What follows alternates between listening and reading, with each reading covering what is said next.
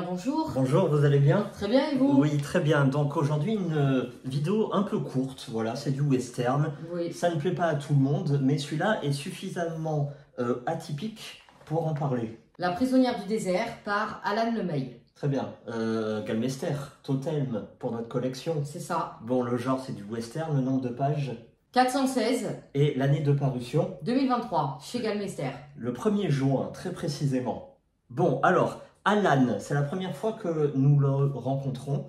Parle-nous de lui. Il est né en 1899 à Indianapolis, Ça remonte. qui se trouve en Indiana, si je dis pas Très de bien. bêtises. Oui. Oula. Il est malheureusement décédé en 1964 à Hollywood. Oui. C'est donc un romancier, un réalisateur, un scénariste et un novelliste américain. Il est très très connu. Il a écrit pas mal de livres. Cependant, en français, nous n'en avons que deux. Celui-ci et également Le vent de la plaine, qui n'est pas chez Galmester. À part ça, il y a pas mal de romans adaptés à l'écran. Donc, son genre, c'est le western. On a Les Cavaliers du Crépuscule. On a également Le Grand Bill. Et il y a aussi donc Le vent de la plaine qu'on a eu en livre, qui est en film. Bref, il y en a pas mal, il a l'air plutôt intéressant. Pour la petite info, celui-là a été adapté au cinéma par John Ford en 1956 avec en acteur principal John Wayne au plus haut de sa carrière. Bon, deux choses à dire. Le premier, c'est que c'est un film qui a fait polémique. Et ça, on va le voir après. Encore? Et ensuite, la fin. La fin du film est différente du roman. Dans le roman, c'est une fin soumise à interprétation. Voilà. Alors que dans le film, c'est plus visuel et c'est plus carré. Voilà, c'est plus défini. Très bien. Avant de rentrer dans le pitch, il faut préciser une chose. Oui. C'est que ce scénario-là est tiré d'un fait réel. C'est ça. Lequel donc? C'est la véritable histoire de Cynthia Ann Parker, qui a été embarquée par les Indiens quand elle était enfant et libérée 24 ans plus tard. Elle a eu 3 enfants par le chef de la tribu indienne et elle a été renvoyée de force dans sa famille biologique. Donc au final, elle va se laisser mourir, tout comme l'image du gouvernement américain qui laisse mourir le peuple indien. On va passer de suite sur le pitch qui reprend peu ou prou cette histoire. Donc on va suivre 3 familles. Il y en a 2 qui y passent, voilà, on va la faire courte, massacrée par les Indiens. Et là, c'est les 2 branches, les 2 clans les plus violents et cruels des Indiens, à savoir les Kiowa et les Comanches.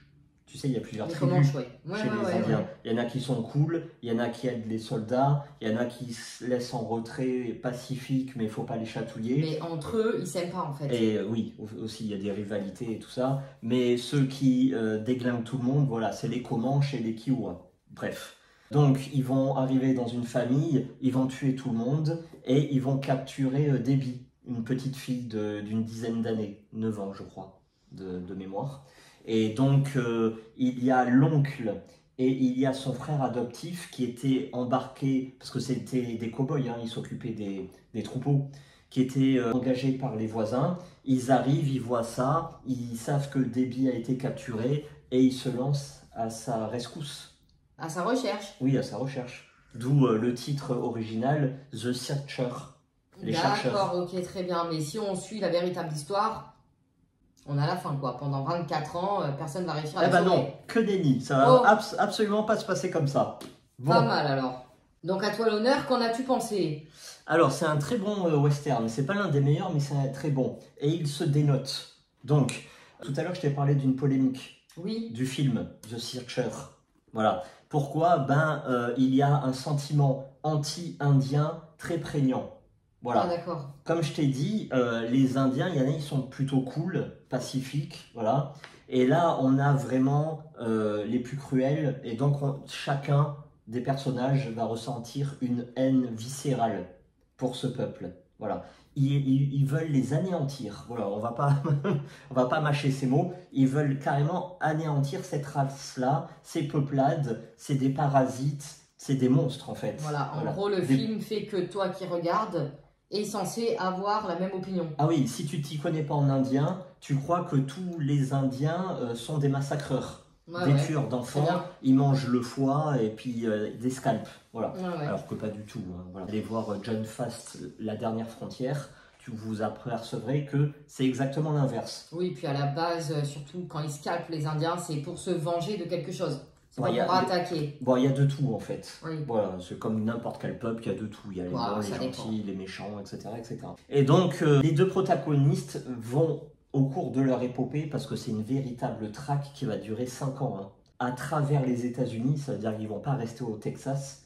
Pour la petite précision, ça se passe à la base Texas, 1868. Voilà, mais ils vont aller de partout, hein, même au nord des États-Unis, Montana, Oregon. Le Wyoming ou pas? Ça t'a marqué, hein, cette histoire, oui. Hein, bon. Et donc, on a ces deux personnages qui sont véritablement animés par la haine anti-indienne. Alors, pourquoi je disais que ça dénote? Parce que quand on dit western, voilà, on pense forcément à Clint Eastwood, tu vois, les gunfights dans les rues, sortis des saloons, avec les espèces de buissons qui roulent, là, le vent. Le aussi. Ouais, la guerre de regard, voilà, le Colt prêt à dégainer, voilà. Et ben là, absolument pas. Pourquoi? Et ben ils sont deux cow-boys. C'est pas des soldats, c'est pas des shérifs, non, c'est deux cow-boys face à toute une peuplade d'Indiens comanches. Bon, inutile de te dire qu'ils se feraient déglinguer en 2 secondes. Oui. Et donc là, tu as le roman psychologique qui prend le relais. C'est-à-dire que pour traquer un Indien, il faut devenir un Indien.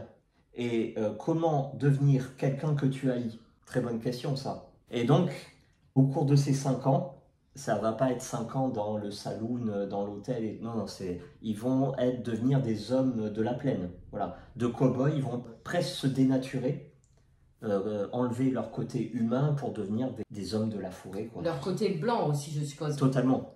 Totalement. Et là où c'est aussi très intelligent, c'est que tu penses que les deux vont devenir les meilleurs potes de la vie, là, hein, des camarades. Non, ils vont arriver jusqu'à se détester, se haïr. Parce qu'il y en a un, l'oncle, qui est déterminé à tuer tous les Indiens, quitte à marchander sa nièce, alors que l'autre, le frère adoptif, lui, sa mission, c'est la sauver. Mais si on peut déglinguer un peu tout le monde, tant mieux, tu vois. Et donc, il y a un véritable décalage entre les deux.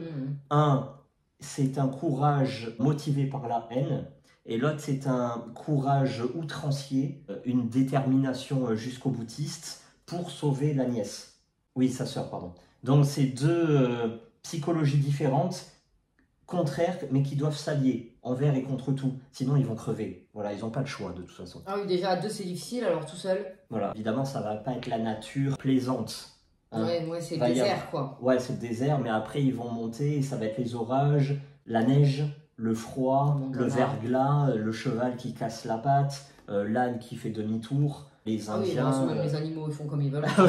Ah ouais, à un moment, il y a un passage, il n'y a rien qui va. C'est un orage, il y a de la grêle, l'âne, c'est des mules. La mule, elle fait demi-tour, le cheval, il se casse la gueule, il y a le ravin. Oh, c'est un truc, ils perdent leur bouffe.